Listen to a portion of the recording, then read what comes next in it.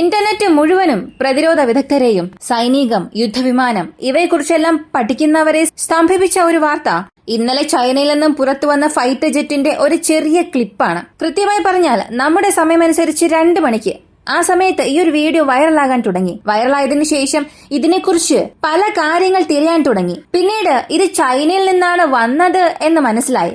കാരണം അതിനെ എസ്കോർട്ട് ചെയ്ത് പോയത് ചൈനയുടെ 5ാം തലമുറ യുദ്ധവിമാനമായ J-20 എന്ന സ്റ്റെൽത്ത് എയർക്രാഫ്റ്റ് ആണ്. അങ്ങനെയാണെങ്കിൽ ചൈന 6ാം തലമുറ യുദ്ധവിമാനം നിർമ്മിച്ചോ? അമേരിക്ക തന്നെ NG-80യുടെ ഒരു പ്രോട്ടോടൈപ്പ് നിർമ്മിക്കാനുള്ള പ്രവർത്തനങ്ങൾ മാത്രമേ നടത്തുന്നുള്ളൂ. അപ്പൊ പിന്നെ ചൈനയ്ക്ക് ഇതെങ്ങനെ സാധിച്ചു എന്നുള്ള ഒരു ചോദ്യം ഗൗരവത്തോടുകൂടി എല്ലാവരും ചോദിക്കാൻ തുടങ്ങി. അപ്പോ ചൈന ഒരു വലിയ കാര്യം വളരെ ശാന്തമായി ചെയ്ത് അവസാനിപ്പിച്ചു. അങ്ങനെയാണെങ്കിൽ ഈ വിമാനം എന്താണ്? ഇതിനും ചൈനയുടെ വൈറ്റ് എംപറർ എന്ന 6ാം തലമുറ വിമാനത്തിനുമുള്ള വ്യത്യാസം എന്ത്? ഇവ രണ്ടും ഒന്ന് തന്നെയാണോ? ഇവയെല്ലാം ഈ വീഡിയോയിലൂടെ വിശദമായി അറിയാം.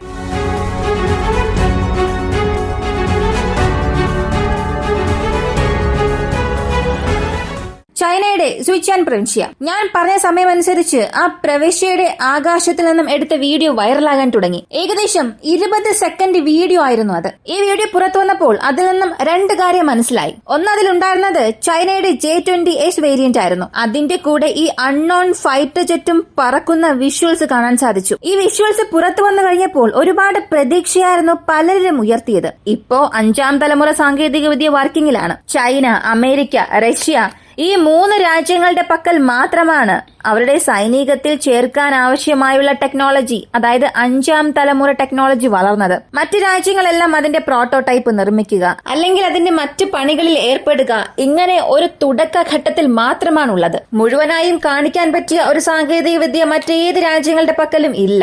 അങ്ങനെയെങ്കിൽ 5ാം തലമുറ യുദ്ധവിമാനം ഉള്ളപ്പോൾ എന്തുകൊണ്ട് 6ാം തലമുറ? 5ാം തലമുറ തന്നെ ഇപ്പോ വലിയ സുപ്പീരിയർ ആയ ജെറ്റാണ്. ഇതിനെ വീഴ്ത്താൻ കഴിയുന്ന സാങ്കേതിക വിദ്യ ഇപ്പോ ഉണ്ടോ എന്നുള്ളത് തന്നെ ഒരു സംശയമാണ്. അങ്ങനെയുള്ളപ്പോൾ 6ാം തലമുറ യുദ്ധവിമാനത്തിന്റെ ആവശ്യകത എന്താണ്?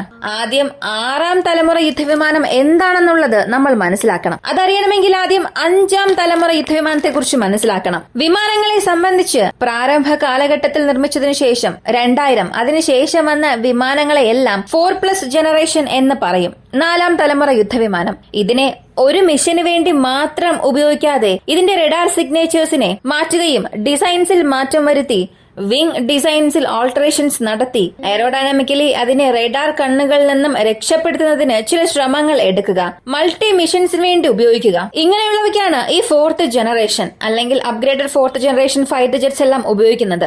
എന്നാൽ 5ാം തലമുറ യുദ്ധവിമാനം ഇതിൽ നിന്നും വ്യത്യസ്തമാണ്. പ്രധാനപ്പെട്ട ലക്ഷ്യം ശത്രുക്കളുടെ റഡാറുകളെ അന്ധമാക്കുകയാണ്. സ്റ്റെൽത്ത് കോട്ടിംഗ് കൊണ്ടും ഡിസൈൻസ് കൊണ്ടും റഡാറുകളെ ആശയക്കുഴപ്പത്തിലാക്കണം.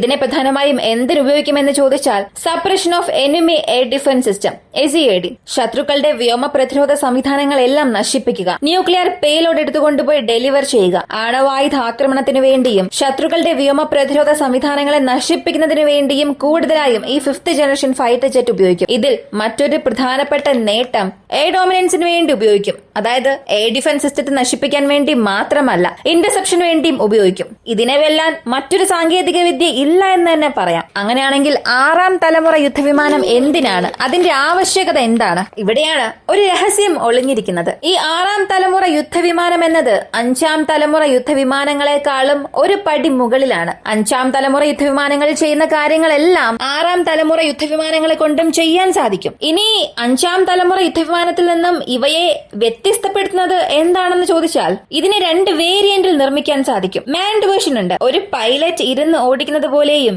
AI കൺട്രോൾഡായി നിർമ്മിക്കാം. ആർട്ടിഫിഷ്യലായി കൺട്രോൾ ചെയ്യുന്ന രീതിയിൽ ഇങ്ങനെ 2 വേരിയന്റായി നിർമ്മിക്കാൻ സാധിക്കും. കൂടാതെ ഇത് SR-71 ബ്ലാക്ക് ബേർഡ് അമേരിക്ക നിർമ്മിച്ച ഒരു ഹൈ സ്പീഡ് സ്റ്റെൽത്ത് ചാരവിമാനമാണ്. ഇത് ഏകദേശം 80,000 അടി ഉയരത്തിൽ പറന്ന് ഒരു നേട്ടം കൈവരിച്ചു എന്നൊക്കെ പറഞ്ഞു. ബഹിരാകാശത്തേക്ക് തന്നെ അത് പോയി എന്നുള്ള പല വാദങ്ങൾ വന്നിരുന്നു. എർത്തിന്റെ അറ്റ്മോസ്ഫിയർ വിട്ട് തന്നെ പുറത്തേക്ക് പോയി എന്നുള്ള പല തിയറി വന്നായിരുന്നു. എന്നാൽ അപ്പോഴും അത് എർത്തിന്റെ അറ്റ്മോസ്ഫിയർ വിട്ട് പുറത്തേക്ക് പോയിട്ടില്ലായിരുന്നു. നമ്മുടെ ഭൂമിയുടെ അന്തരീക്ഷത്തിൽ ട്രോപ്പോസ്ഫിയർ, സ്ട്രാറ്റോസ്ഫിയർ എന്ന രണ്ട് പാളികളുണ്ട്. ഈ ഓസോൺ ലെയർ എല്ലാം സ്ട്രാറ്റോസ്ഫിയറോട് കൂടി അവസാനിക്കും. ഇതിന്റെ റേഞ്ച് തന്നെ ഏകദേശം 80 കിലോമീറ്റർ ആൾട്ടിറ്റ്യൂഡ് വരെ ഉണ്ട്. എന്നാൽ SR-71 പറയുന്നത് ഏകദേശം 23 കിലോമീറ്റർ ആണ്. ആ ഒരു ആൾട്ടിറ്റ്യൂഡിലാണ്. എന്നാൽ അതിനേക്കാൾ ഉയർന്ന് ഇതിനെ കൊണ്ടുപോകാൻ കഴിയുമെന്നും പറയുന്നു. എന്തുകൊണ്ട് ഭൂമിയുടെ അന്തരീക്ഷം വിട്ട് പുറത്തേക്ക് പോകാൻ കഴിയുന്നില്ല എന്ന് നോക്കിയാൽ ഇപ്പോഴത്തേക്ക് നമ്മുടെ റോക്കറ്റ്സിൽ ഓക്സിഡൈസർ ഉപയോഗിക്കും. ഓക്സിജൻ ഇന്ധനവുമായി കലർന്ന് താനെ എരിയും. എന്നാൽ ഫൈറ്റർ ജെറ്റിന് അങ്ങനെയല്ല. ഇതിലുള്ള ഇന്ധനം എരിയണമെങ്കിൽ ഓക്സിജൻ ആവശ്യമാണ്. അന്തരീക്ഷത്തിന്റെ പാളി വിട്ട് പുറത്തേക്ക് പോകുന്തോറും ഓക്സിജന്റെ അളവ് കുറയും. അപ്പോ എഞ്ചിനെ കൊണ്ട് അവിടെ പ്രവർത്തിക്കാൻ സാധിക്കില്ല. കൂടാതെ റീ എൻട്രി ഫേസിൽ ഈ വിമാനങ്ങളുടെ ചൂടെന്നത് വിമാനങ്ങളിൽ നിന്നും പുറത്തേക്ക് വരുന്ന ചൂട് ആ വിമാനങ്ങൾക്ക് താങ്ങാനേ സാധിക്കില്ല. അതിനാൽ ഇത്രയും എഡ്ജിൽ പറക്കുക എന്നുള്ളത് തന്നെ അത്രയും നേട്ടമാണ്. 6ാം തലമുറ യുദ്ധവിമാനങ്ങളുടെ പ്രധാനപ്പെട്ട ചുമതല ഇത് തന്നെയാണ്. ഉപഗ്രഹങ്ങൾക്ക് എതിരെ പ്രവർത്തിക്കുക, കൂടുതൽ നിരീക്ഷണങ്ങൾ നടത്തുക, കൂടുതൽ ആണവായുധങ്ങൾ കൊണ്ടുപോവുക. യുദ്ധ സാഹചര്യത്തിൽ ഒരു രാജ്യത്തെ സൂക്ഷ്മമായി നിരീക്ഷിക്കണമെന്നുണ്ടെങ്കിൽ 6ാം തലമുറ യുദ്ധവിമാനം വളരെ മികച്ചതാണ്. ഇവയെല്ലാം ചേർന്നാണ് 6ാം തലമുറ യുദ്ധവിമാനത്തെ വളരെ ഡെഡ്ലി ആക്കി മാറ്റുന്നത്. ഇപ്പോ പുറത്തുവന്ന വിഷ്വൽസ് നോക്കി തന്നെ ഒരുപാട് പേർ പല തിയറീസ് പറയാൻ തുടങ്ങിയിട്ടുണ്ട്. സത്യത്തിൽ ഇത് 6th ജനറേഷൻ ഫൈറ്റർ ജെറ്റ് ആയിരിക്കാനുള്ള സാധ്യത വളരെ കൂടുതലാണ്. കാരണം ചൈനയെ സംബന്ധിച്ച് ഇപ്പോഴാണ് സുഖോ എയർ ഷോയിൽ അവിടെ വൈറ്റ് എംപറർ എന്ന വിമാനത്തിന്റെ മോഡൽ കാണിച്ചു. എന്നാൽ കുറച്ചു ദിവസത്തിൽ പുറത്തു വന്നിരിക്കുന്നത് വളരെ ഞെട്ടിപ്പിക്കുന്ന കാര്യമാണ്. കൂടാതെ ആശ്ചര്യവും തോന്നിപ്പിക്കുന്നുണ്ട്. ഇതൊരു വർക്കിംഗ് പ്രോട്ടോടൈപ്പായി തന്നെ പുറത്തു വന്നിട്ടുണ്ട്. ഇതിന്റെ ഫിസിക്കൽ ക്യാരക്ടറിസ്റ്റിക്സ് നോക്കിയാൽ ഇതിൽ 3 എഞ്ചിൻസ് ഉപയോഗിച്ചിട്ടുള്ളതായി മനസ്സിലാക്കാൻ കഴിയും. അതിനുള്ള പോസിബിലിറ്റീസും ഉണ്ട്. 2 എഞ്ചിൻ ഫ്യൂസലേജിന് അടിയിലും 1 ടോപ്പ് ഓഫ് ദ ബോഡിയിലും ഉണ്ട്. ഈ 3 എഞ്ചിൻ ഔട്ട്പുട്ട് എന്നത് ഇതിനെ വീണ്ടും ഒരു സൂപ്പർ മെനുവറബിൾ ആയി ക്രൂയിസ് സ്പീഡിലേക്ക് കൊണ്ടുപോകാൻ സാധിക്കും. കൂടാതെ ഇതിൽ ഉപയോഗിച്ചിരിക്കുന്ന എഞ്ചിൻസ് ഇത് മൾട്ടി മോഡ് ഫംഗ്ഷൻ എഞ്ചിൻസ് എന്നും പറയും. കൂടാതെ വെർസാലിറ്റി ആക്സബിലിറ്റി എഞ്ചിൻസ് ആണ്. ഇവ ചെയ്യുന്നത് കുറഞ്ഞ വേഗതയിൽ പറക്കുമ്പോഴും ഹൈ ബൈപാസ് ടർബോഫാനായി വർക്കാകും. ഇനി ഉയർന്ന വേഗതയിൽ ഈ വിമാനങ്ങൾ പോവുകയാണെങ്കിൽ ഒരു ടർബോ ജെറ്റായി വർക്കാകും. ഇത് ഇപ്പോൾ ചൈന ടെസ്റ്റ് ചെയ്തു. ഇതിൽ എന്തൊക്കെ ഫീച്ചേഴ്സ് ഉണ്ടെന്ന് നമുക്കറിയില്ല. ഇതിനെക്കുറിച്ചൊന്നും പറയാനും സാധിക്കില്ല.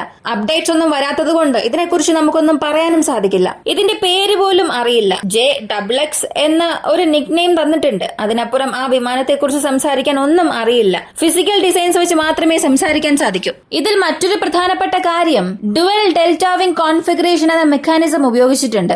F-16 ഒരു വേരിയന്റ് ഉണ്ട്. അതിലും ഇതേ മെക്കാനിസമാണ് ഉപയോഗിച്ചിരിക്കുന്നത്. അതിനാൽ ഒരു വിമാനം സബ്സോണിക് വേഗതയിൽ പോയാലും സൂപ്പർസോണിക് വേഗതയിൽ പോയാലും ഹൈ എഫിഷ്യന്റോടുകൂടി മെനുവർ ചെയ്യാനായി ഈ ഒരു മെക്കാനിസം ഉപയോഗിക്കും. പിന്നെ എന്തുകൊണ്ട് മറ്റു വിമാനങ്ങളിൽ ഇത് ഉപയോഗിക്കുന്നില്ല? എല്ലാ വിമാനങ്ങളിലും ഈ ഡിസൈൻ കൊണ്ടുവന്നാൽ ഏത് വേഗതയിലും ഈ ഒരു വിമാനങ്ങളെ കൊണ്ട് മെനുവർ ചെയ്യാൻ കഴിയുമല്ലോ എന്നൊരു സംശയം വരാം. ഇവിടെയാണ് ഈ വിമാനങ്ങളുടെ ഡിസൈൻ എന്നതിനപ്പുറം ഈ വിമാനങ്ങളുടെ ഉപയോഗം എന്തിനാണ് എന്ന് നോക്കുന്നത്. ഇപ്പോ ഡുവൽ എഞ്ചിനുള്ള വിമാനങ്ങൾ ചെയ്യുന്ന പ്രവർത്തനം സിംഗിൾ എഞ്ചിൻ വിമാനങ്ങളെ കൊണ്ട് ചെയ്യാൻ കഴിയില്ല. ഓരോന്നിനും ഓരോ മിഷൻ ഉണ്ടായിരിക്കും. ഇപ്പോ ഈ വിമാനത്തിന്റെ അപ്പിയറൻസ് നോക്കിയാൽ J-20 തന്നെ ഒരു വലിയ വിമാനമാണ്. എന്നാൽ അതിനേക്കാളും ഇത് വലുതായി തോന്നുന്നുണ്ട്. അപ്പോ ഒരു multi mission heavy fighter jet ആയിട്ടാണ് ഇത് ചൈന നിർമ്മിച്ചിരിക്കുന്നത്. ഇതിനെ ഇവരിപ്പോ പറപ്പിച്ച് കാണിച്ചിട്ടുണ്ട്. അങ്ങനെയാണെങ്കിൽ ഈ 6ാം തലമുറ യുദ്ധവിമാനം എന്ന കാര്യത്തിൽ ചൈനയ്ക്കും അമേരിക്കയ്ക്കും ഇടയിൽ ഒരു വലിയ മത്സരം തന്നെ നടക്കാൻ സാധ്യതയുണ്ട്. അമേരിക്കയുടെ 6th ജനറേഷൻ പ്രോഗ്രാം ഇപ്പോ അവർ നിർത്തിവച്ചിരിക്കുകയാണ്. അതിന്റെ ഫണ്ടിങ്ങിൽ വലിയ പ്രശ്നമുള്ളതുകൊണ്ട്. കാരണം